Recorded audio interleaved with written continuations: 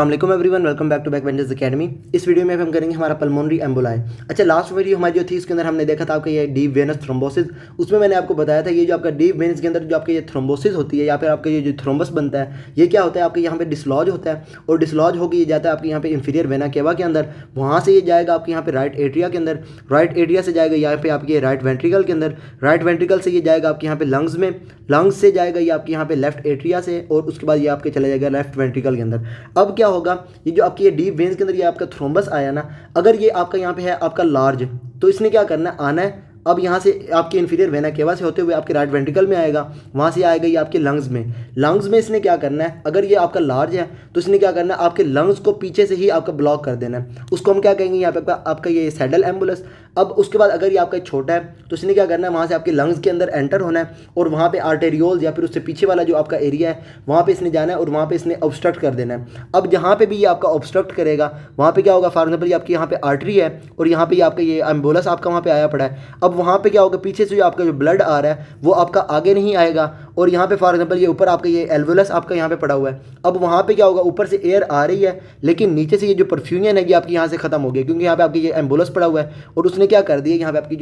आपके जो पीछे से आर्टेरियोल है उसको इसने ऑब्स्ट्रक्ट कर दिया है। अब आपका ब्लड आगे नहीं आएगा। अब ब्लड जो आपका यहाँ पे आ रहा होता है उसको हम क्या कहते हैं, यहाँ पे आपका परफ्यूजन, और ये जो ऊपर से आपकी एयर आ रही होती है उसको हम कहते हैं यहाँ पे आपकी वेंटिलेशन। अब पेशेंट के अंदर क्या होगा, वेंटिलेशन तो होती रहेगी लेकिन परफ्यूजन नहीं होगा। अब इस केस में ये जो आपकी वेंटिलेशन हो रही है लेकिन परफ्यूजन नहीं हो रही, इसको हम क्या कहेंगे, यहाँ पे आपकी वेस्टेड वेंटिलेशन हो रही है और उस केस के अंदर पेशेंट के अंदर क्या प्रोड्यूस हो जाएगा, यहाँ पे आपका V/Q मिसमैच। अच्छा, इसमें क्या है, ये जो आपका यहाँ पे ब्लड आ रहा है, पीछे से जो आपका ब्लड आ रहा है वो आपका यहाँ पे कौन सा, यहाँ पे आपका डीऑक्सीजनेटेड ब्लड है और यहाँ से ये जो आपकी एयर आ रही है यहाँ से आप ऑक्सीजन को लेते हैं और यहाँ से जो आपका ब्लड जाता है ना आर्टरी से, आपकी जो पल्मोनरी आर्टरी से आपकी जो पल्मोनरी वेन में जाता है ब्लड, वो आपका होता है यहाँ पे आपका ऑक्सीजनेटेड ब्लड, ऑक्सीजनेटेड ब्लड होता है। अब इस केस में क्या होगा, ये जो आपका जो पेशेंट है उसके अंदर ये जो डीऑक्सीजनेटेड ब्लड है आपका ऑक्सीजनेटेड के अंदर कन्वर्ट नहीं होगा। अब यहाँ पे क्या हो जाएगा, ये जो पेशेंट है उसके अंदर ऑक्सीजन का लेवल कम होना शुरू हो जाएगा। पेशेंट आपके पास प्रेजेंट करेगा विद हाइपोक्सीमिया, हाइपोक्सीमिया पेशेंट के अंदर हुआ। अब पेशेंट ने क्या करना है, ऑक्सीजन का लेवल जो उसके अंदर कम हुआ है उसको उसने मेंटेन करने के लिए क्या करना शुरू कर देना, टैकिपनिया,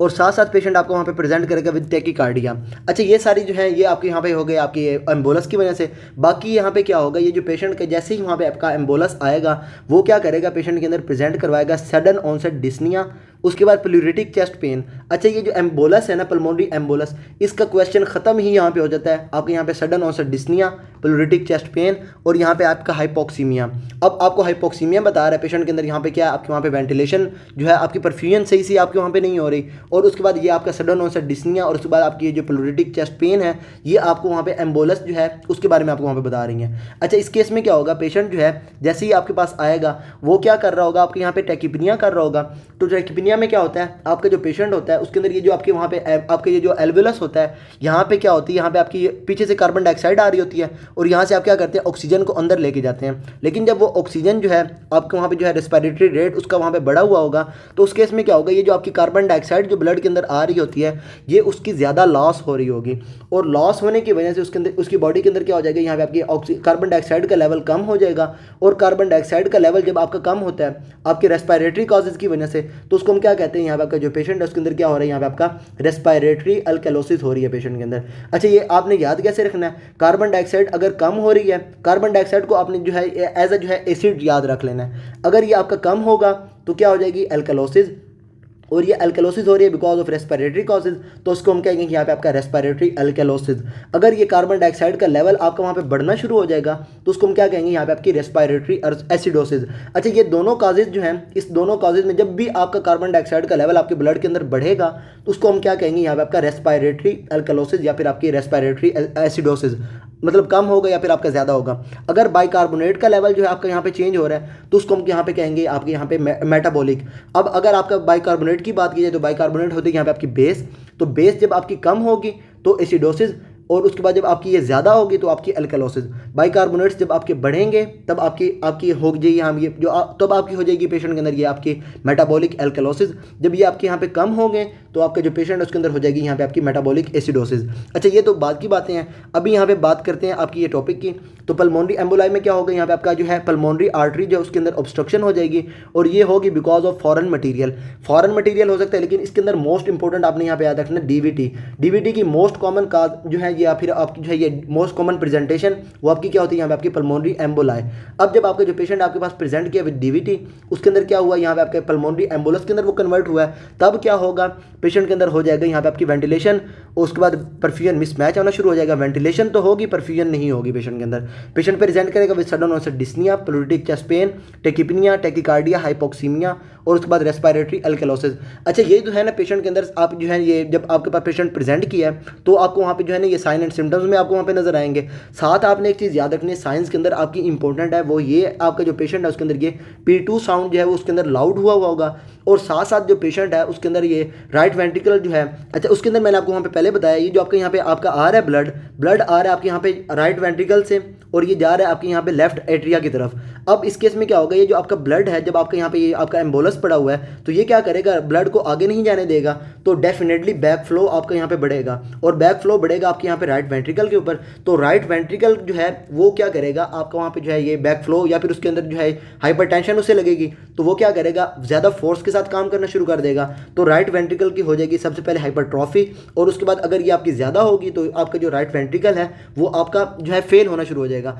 इस केस के अंदर आपने यहाँ पे याद रखना है जो आपका जो पेशेंट है उसके अंदर क्या आएगी, यहाँ पे आपकी newly right bundle branch block, ये आपको पेशेंट के अंदर वहाँ पे आपको नजर आएगी जब आप पेशेंट जो है उसके ये ECG वगैरह करवाएंगे। अच्छा, ये हो गया इसके अंदर। बाकी आपने एक चीज़ इसके अंदर याद रखनी है कि ये जो पेशेंट आएंगे ना पल्मोनरी एम्बोलाई के, वो आपको विर्कोट्रायड में से कोई एक जो है आपके वहाँ पे जो है ये बता रहे होंगे। मोस्ट कॉमनली इसके अंदर क्या होती है, यहाँ पे आपकी इमोबिलाइजेशन होती है पेशेंट के अंदर। बाकी इसके अंदर क्या हो जाएगी, यहाँ पे आपकी जो है हाइपरकोगुलेबिलिटी हो सकती है, पेशेंट आपका प्रेग्नेंट हो सकता है या फिर और इस तरह के आपके वहाँ पे जो है आपके वहाँ पे नजर आ सकते हैं जो मैंने आपको लास्ट वीडियो के अंदर बता दिए थे। विर्कोट्रायड के अंदर जो भी आपकी चीज़ें हैं वो इसकी हिस्ट्री में आ सकती हैं, लेकिन मोस्ट कॉमन हिस्ट्री इसके अंदर कौन सी होती है, यहाँ पे आपकी जो है ये इमोबिलाइजेशन की होती है। और उसके अंदर मैंने आपको वहाँ पे बताया था जो आपके पेशेंट आते हैं वो आपके लॉन्ग ट्रैवल की हिस्ट्री बताते हैं या फिर आपकी हॉस्पिटलाइजेशन की हिस्ट्री बताते हैं या फिर आपके बेड रिडन पेशेंट्स होते हैं जिसके अंदर आपकी जो है ये पल्मोनरी एम्बोलिज्म होनी शुरू हो जाती है। सडन ऑनसेट पेन आपने याद रखनी है, उसके बाद ये टेकिपनिया, उसके बाद चेस्ट पेन वगैरह, ये आपके किसके हैं, आपके पल्मोनरी एम्बोलिज्म के साइन एंड सिम्टम्स हैं पेशेंट के अंदर। अच्छा, उसके बाद आपने एक चीज़ याद रख लेनी है वो ये कि आपका यहाँ पे लार्ज एम्बोलस जो है उसको हम क्या कहते हैं, यहाँ पे आपका सैडल एम्बोलस, वो क्या करवाता है पेशेंट के अंदर सडन डेथ करवाता है। अच्छा, उसमें क्या होगा, ये जो आपका लार्ज एम्बोलस होगा ना वो क्या करेगा, आपकी जो पल्मोनरी वेस्कुलेचर है उसको पीछे से ही आपका वहाँ पे ब्लॉक कर देगा। अब उसमें क्या होगा, आपका जो राइट वेंट्रिकल है उसके ऊपर लोड बढ़ेगा, लेकिन लेफ्ट वेंट्रिकल जो है उसके ऊपर आपकी वहाँ पे ऑक्सीजन आ ही नहीं होगी, उसकी फिलिंग ही नहीं होगी, लेफ्ट एट्रिया से आपके लेफ्ट वेंट्रिकल में नहीं जाएगा। अब लेफ्ट वेंट्रिकल की जब फिलिंग कम होगी आपकी बॉडी को कम मिलेगा, ऑक्सीजन जब आपकी बॉडी को नहीं मिलेगी तो डेफिनेटली आपका जो पेशेंट उसके अंदर क्या हो जाएगी, यहाँ पे आपकी डेथ हो जाएगी। डायग्नोसिस में जो है आपने यहाँ पे याद रखना है वो, अच्छा एक चीज़ यहाँ पे दोबारा से आ गई, यहाँ पे आपकी लाइन ऑफ जान, मैंने आपको लास्ट वीडियो में भी बता दिया था कि अगर आपका जो पेशेंट है उसके अंदर ये आपका जो एम्बोलस बन रहा है या फिर आपका जो ये ब्लड क्लॉट बन रहा है, इसको अगर आपने डिफरेंशिएट करना है कि पेशेंट के अंदर ये आपका जो क्लॉट बना है ये आपकी डेथ से पहले बना है या फिर आपके डेथ के बाद बना है, तो आप कैसे डिफरेंशिएट करते हैं, आपकी यहाँ पे लाइन ऑफ जान से। अब लाइन ऑफ जान में क्या होता है, यहाँ पे आपकी जो है अल्टरनेटिंग आपकी लेयर्स बनती हैं। सबसे पहले आपकी फाइब्रिन की होती है, उसके बाद आपकी जो है ये सबसे पहले सॉरी आपकी यहाँ पे होती है आपकी प्लेटलेट्स की, उसके बाद आपकी आती है यहाँ पे आपकी फाइब्रिन, उसके बाद आपके RBCs आते हैं। इनकी अगर यहाँ पे आपकी लेयरिंग वगैरह हो रही है इसको हम क्या कहेंगे, यहाँ पे आपकी लाइन ऑफ जान, और ये आपकी होती है बिफोर डेथ, जो आपकी यहाँ पे आपके थ्रोम्बस बनते हैं उसके अंदर ये आपकी लाइन ऑफ जान आपको वहाँ पे नजर आती है। लेकिन अगर आपको वहाँ पे जो थ्रोम्बस बना है या फिर आपका जो ब्लड क्लॉट बना है वो आपकी डेथ के बाद बना है, उसमें ये आपको लाइन ऑफ जान आपको वहाँ पे नजर नहीं आएगी। अच्छा, ये हो गया इसके अंदर। बाकी जो यहाँ पे अगर हम बात करते हैं आपकी डायग्नोसिस की या फिर आपकी इन्वेस्टिगेशंस की, तो इन्वेस्टिगेशन में सबसे पहले आपने क्या करवाना है, जैसे ही आपका वहाँ पे पेशेंट आया है ना आपके पास, आपने सबसे पहले उसके ऊपर लगाना है वेल्स क्राइटेरिया। वेल्स क्राइटेरिया आपने कैसे लगाना है, अच्छा वेल्स क्राइटेरिया में आपने यहाँ पे याद रखना है, इसके अंदर ये है आपका यहाँ पे शीट PMH। शीट में क्या आ जाएगा, सबसे पहले आपका यहाँ पे SH, उसके बाद IT, फिर PM, उसके बाद यहाँ पे आपका H। अच्छा, S से आपने यहाँ पे याद रखना है, S से आ जाएगा यहाँ पे आपका सिम्टम्स ऑफ DVT। पेशेंट जो है आपका वहाँ पे जो है आपकी लेग्स के ऊपर अगर उसके जो है ये रेडनेस वगैरह है वो अगर आपको वहाँ पे बता रहा है तो वो आपके यहाँ पे आ जाएंगे आपके 3 पॉइंट्स। इसके 3 पॉइंट्स हैं। हिस्ट्री अगर DVT की है उसके 1.5 पॉइंट्स, उसके बाद अगर आपका यहाँ पे आई है, आई से आ जाएगी यहाँ पे आपकी इमोबिलाइजेशन, इसके 1.5 पॉइंट। टी से यहाँ पे आपका जो पेशेंट अगर वो आपका टैकीकार्डिक है तो 1.5 पॉइंट्स इसके आ जाएंगे। उसके बाद ये पी से आ जाएगा यहाँ पे आपकी जो है ये पोस्ट ऑपरेटिव सर्जरी वगैरह, या आपका जो पेशेंट उसकी कोई भी सर्जरी वगैरह हुई है और पोस्ट ऑपरेटिव आपके पास वहाँ पे प्रेजेंट किया है, तो उसके अंदर आपके यहाँ पे आ जाएंगे 1 पॉइंट। अच्छा, टैकीकार्डिया के 1.5 पॉइंट, ये तीनों के 1.5 पॉइंट है। पोस्ट ऑपरेटिव सर्जरी जो है इसकी भी 1.5 पॉइंट है। उसके बाद एम से आ जाएगी यहाँ पे आपकी मिलिग्नेंसी, इसका 1 पॉइंट, और एस से आ जाएगी यहाँ पे आपकी हिमोप्टाइसिस, इसका भी 1 पॉइंट। अच्छा, ये सारा आपने यहाँ पे पेशेंट के ऊपर लगाना है और ये टोटल आपके यहाँ पे पॉइंट्स बनेंगे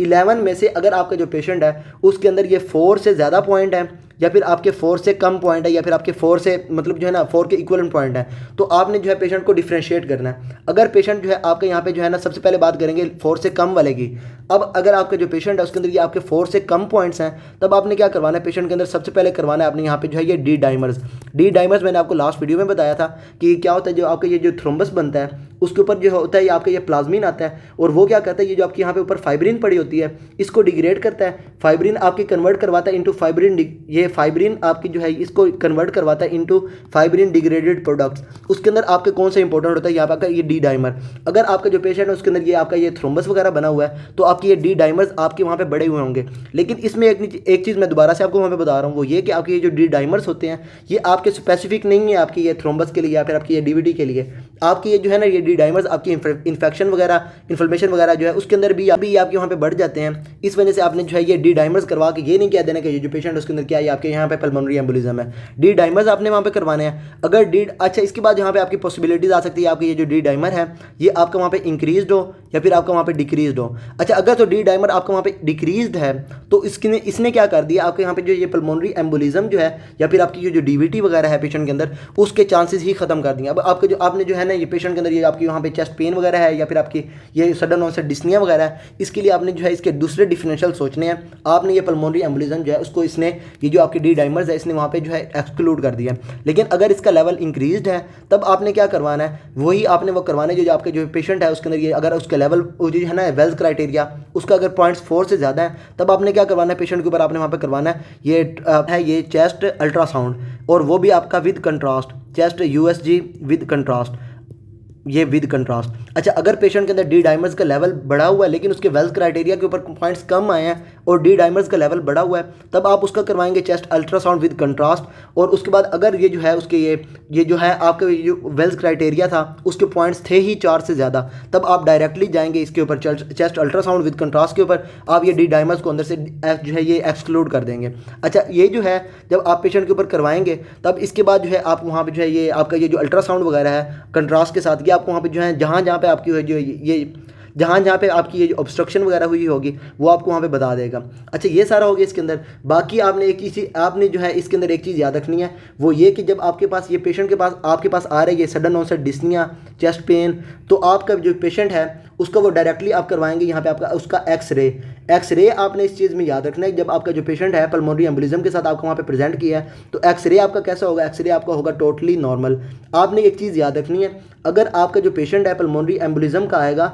एक्सरे उसके जो है ये एमसीक्यूज़ वगैरह में आपको वो बताएंगे नॉर्मल है, लेकिन आपके जो है पेशेंट जो है उसके अंदर ये डिस्निया वगैरह है, उसके बाद चेस्ट पेन वगैरह है, तो आपकी नेक्स्ट इन्वेस्टिगेशन ऑफ चॉइस क्या होगी, आपने जो है सबसे पहले तो करवाना होता है इसके ऊपर वेल्स क्राइटेरिया लगाएंगे, उसके हिसाब से आप वहाँ पे देखेंगे आपने सीटी करवाना है या फिर आपने जो है पेशेंट के ऊपर वहाँ पे आप जो है ये आपके डी डाइमर्स वगैरह आपने वहाँ पे करवाने हैं। ये सारा हो गया इसके अंदर। उसके बाद एक चीज़ इंपॉर्टेंट आ जाती है, वो ये कि आपने जो पेशेंट जो है उसका अगर आपका जो है ये वेल्थ क्राइटेरिया में आपके पॉइंट ज़्यादा आए हैं या फिर आपके जो है इधर से आपके वहाँ पे कम आए हैं पॉइंट लेकिन आपके डी डाइमर्स ज़्यादा हैं, तो आपने पेशेंट का क्या करवाना है, सीटी चेस्ट करवाना है विद आपका जो है ये कंट्रास्ट। अच्छा, आपने पेशेंट का ये करवा लिया। अच्छा, इसके बाद आप क्या करेंगे, अगर आपका जो पेशेंट है वो आपके पास इन दोनों में से किसी एक की जो है ये आपकी कॉन्ट्राइंडिकेशन है, फॉर एग्जाम्पल आप जो पेशेंट है उसके अंदर आप ये सीटी स्कैन नहीं करवा सकते या फिर आपका जो पेशेंट है उसको आप वहाँ पे जो है ये आपका कंट्रास्ट नहीं दे सकते। फॉर एग्जाम्पल आपका जो पेशेंट है वो आपके पास रीनल फेलियर का है, आप उसको कंट्रास्ट नहीं दे सकते। अगर आपके पास पेशेंट जो है आपके पास फॉर एग्जाम्पल ये आपके वहाँ पर प्रेगनेंट है, आप उसके ऊपर ये सीटी स्कैन नहीं करवा सकते, तब आपने क्या करना है पेशेंट के अंदर, आपने डायरेक्टली चले जाना है किसके ऊपर, यहाँ पे आपने जो उसके अंदर करवा लेना है आपका ये V/Q स्कैन। अब V/Q स्कैन जब आप उसको करवाएंगे उसमें आपको वहाँ पे क्या नज़र आ जाएगा, यहाँ पे आपका जो है ये V/Q मिसमैच आपको वहाँ पे नज़र आ जाएगा और वो आपको बता देगा यहाँ पे आपकी जो है ना कोई भी प्रॉब्लम है जो क्या कर रही है आपके वहाँ पे जो आपकी जो लंग्स हैं उसके अंदर आपकी वेंटिलेशन तो करवा रही है लेकिन आपकी वहाँ पे जो है ये परफ्यूजन नहीं करवा रही। अच्छा ये हो गया इसके अंदर। बाकी इसके अंदर एक चीज़ इंपॉर्टेंट आ जाती है, वो ये आपकी यहाँ पे एबीजीज मैंने आपको वहाँ पे पहले बता दिए। इसमें क्या होगा, एबीजीज आपको यहाँ पे शो करेंगे आपका यहाँ पे आपका हाइपोक्सीमिया के बाद आपका पेशेंट यहाँ पे क्योंकि है यहाँ पे आपका टैकिपनिया, तो उसमें क्या हो जाएगा यहाँ पे आपका हाइपोकार्बिया, और उसके बाद यहाँ पे क्या हो जाएगा, कार्बन डाइऑक्साइड का लेवल जैसे कि आपका वहाँ पे कम होगा तो आपकी यहाँ पे पीएच कम हो जाएगी, और पीएच के कम होने को हम क्या कहेंगे, यहाँ पे आपकी रेस्पिरेटरी अल्कलोसिस।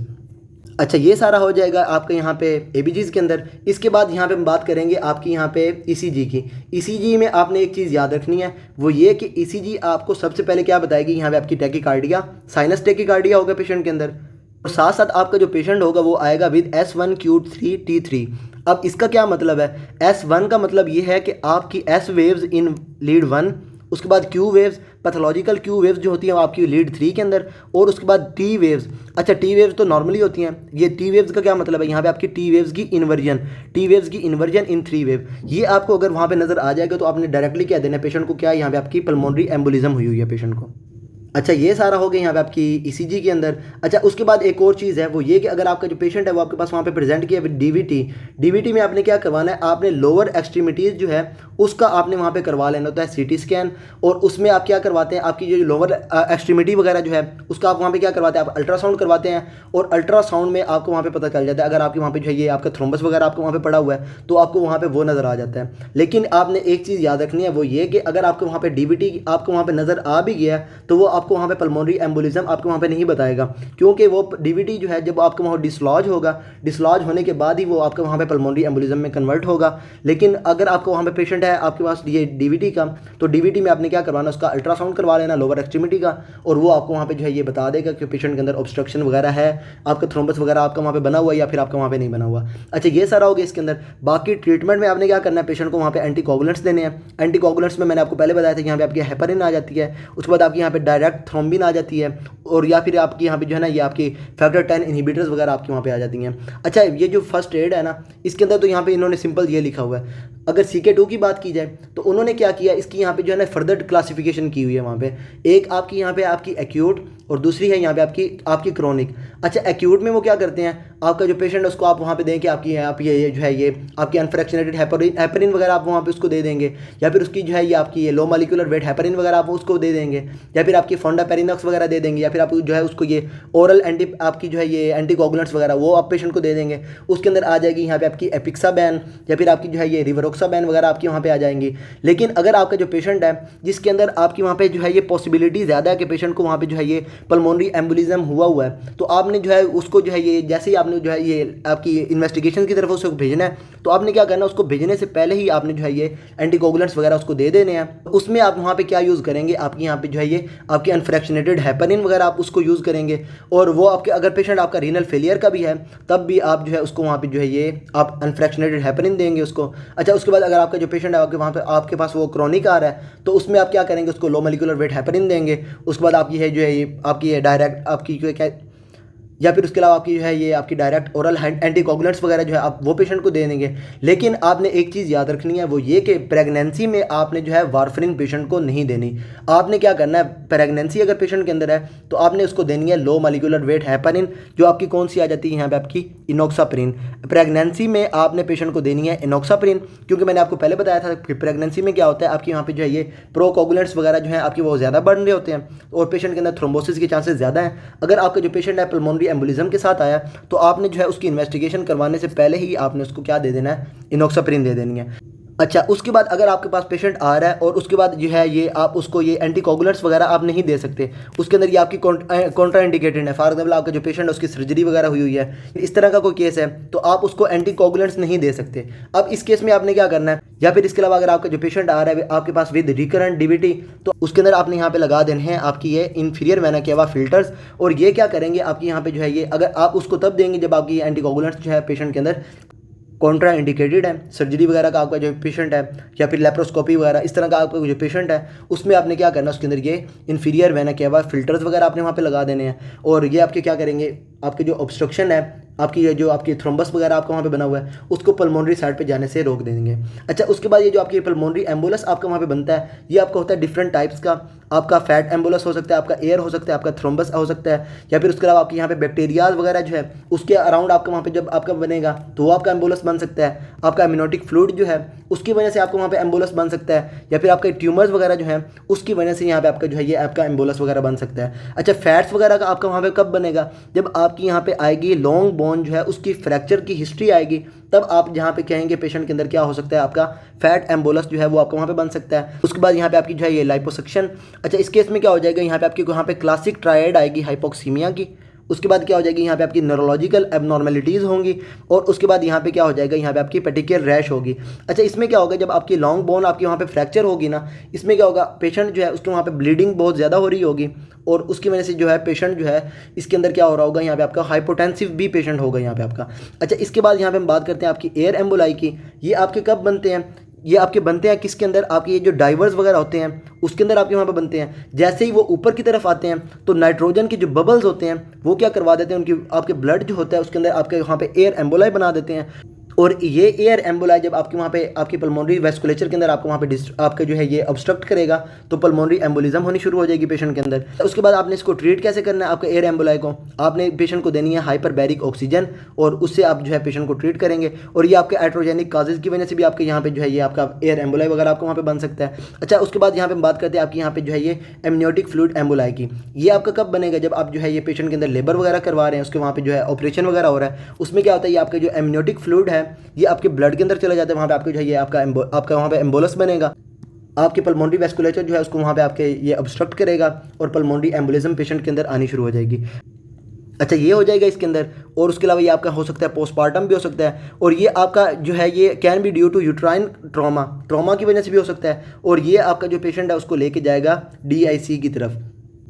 इसके अंदर आपने एक चीज़ याद रखनी है कि ये जो पेशेंट है उसके अंदर क्या हो जाएगा, यहाँ पे आपकी क्योंकि प्रेगनेंसी हो रही है पेशेंट के अंदर, वैसे ही कोगुलेंट्स वगैरह उसके अंदर बहुत ज़्यादा बने हुए हैं, तो DIC के चांसेस बहुत ज़्यादा होते हैं पेशेंट के अंदर, और इसकी वजह से आपके यहाँ पे जो है हाई मोर्टेलिटी रेट भी फीमेल जो है उसके अंदर आपका वहाँ पे इसी की वजह से आपका वहाँ पे ज़्यादा हुआ होता है। बाकी अगर आपका जो पेशेंट है, अच्छा उसके बाद ये ट्रीटमेंट की अगर थोड़ी सी बात की जाए यहाँ पे, तो जो हमने पहले किया है वो तो आपका हो गया यहाँ पे आपका पेशेंट का, लेकिन अगर आपका पेशेंट जो है उसके अंदर आपका वहाँ पे एम्बोलस तो बना पड़ा है, अब आपने एम्बोलस को भी तो खत्म करना है। एंटीकोगुलेंट्स वगैरह देने से तो एम्बोलस नहीं खत्म होगा, तब आपने क्या करना है, आपने थ्रोम्बोलिटिक ड्रग्स देनी है पेशेंट को, और वो क्या करेंगी, जाएंगी और थ्रोम्बोलाइसिस करवाएंगी पेशेंट, ये जो है आपके ये एम्बोलस वगैरह जो है उसके वहाँ पे थ्रोम्बोलाइसिस करवाएंगी। बाकी एक चीज़ आपने यहाँ पे याद रखनी है, जो मैंने आपको फिर भी बताई है, पहले भी बताई है, आप दोबारा से बता रहा हूँ, वो ये कि आपका जो पेशेंट है आपके पास हॉस्पिटलाइज्ड है, या फिर आपका बेड रिडन है, या फिर उसने लॉन्ग आपकी जो है ये ट्रैवल करना है, आपने क्या करना है, उसको प्रोफाइलैक्सिस देनी है DVT की। आपने क्या करना है, उसको एंटीकोगुलेंट जो है ये ओरल एंटीकोगुलेंट्स वगैरह उसको दे दें,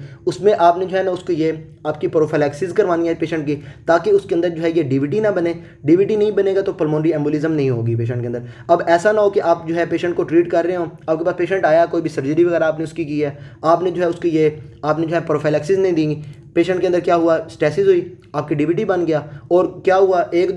दो हफ्ते के बाद पेशेंट आपके पास वहाँ पे प्रेजेंट कर रहा है विद पल्मोनरी एम्बोलाई, तो ये आपकी गलती है, पेशेंट की कोई गलती नहीं है इसके अंदर। अच्छा, ये हो गया इसके अंदर। बाकी यहाँ पे आपने एक चीज़ याद रखनी है कि पेशेंट के अंदर अगर आपको कोई भी सर्जरी भी कर रहे हैं ना, फॉर एग्जाम्पल उसकी ये लॉन्ग बोन टूटी हुई है, आप उसकी कोई भी सर्जरी कर रहे हैं, तो आपने वो वाला आपने जो है ये काम करना है जो क्या करवाए, अर्ली एम्बुलेशन करवाए। मतलब क्या, पेशेंट को जल्दी से मूव जो करवाएगा आपका प्रोसीजर, आपने पेशेंट के अंदर वो करवाना है प्रोसीजर, क्योंकि जैसे ही आपका जो पेशेंट है आपका वो एम्बुलेट होगा, स्टेसिस उसकी वहाँ पे ख़त्म हो जाएगी और थ्रोम्बोसिस के चांसेस कम हो जाएंगे, तो आपने प्रोसीजर वो करना है जिसके अंदर आपकी वहाँ पे अर्ली एम्बुलेशन हो रही होती है पेशेंट के अंदर। जी, इसके बाद थोड़ा सा यहाँ पे देख लेते हैं, अगर आपके पास पेशेंट प्रेजेंट कर रहे हैं विद पल्मोनरी एम्बुलिज्म, तो आपने क्या करना है, उसको देनी है एंटीकोगुलेंट्स। अब उसके लिए आपने सबसे पहले देखना है कि पेशेंट जो है उसके अंदर यहाँ पे कॉन्ट्राइंडिकेशन तो नहीं है। अगर पेशेंट के अंदर नहीं है तो आपने देखना है, आपका यहाँ पे लगाना है वेल्स क्राइटेरिया। वेल्स क्राइटेरिया में अगर आपका वहाँ पे जो है ये क्लिनिकल सस्पिशन आपकी वहाँ पे ज़्यादा बन रही है, पेशेंट को वहाँ पे हो सकता है आपका वहाँ पे पल्मोनरी एम्बुलिज्म हो,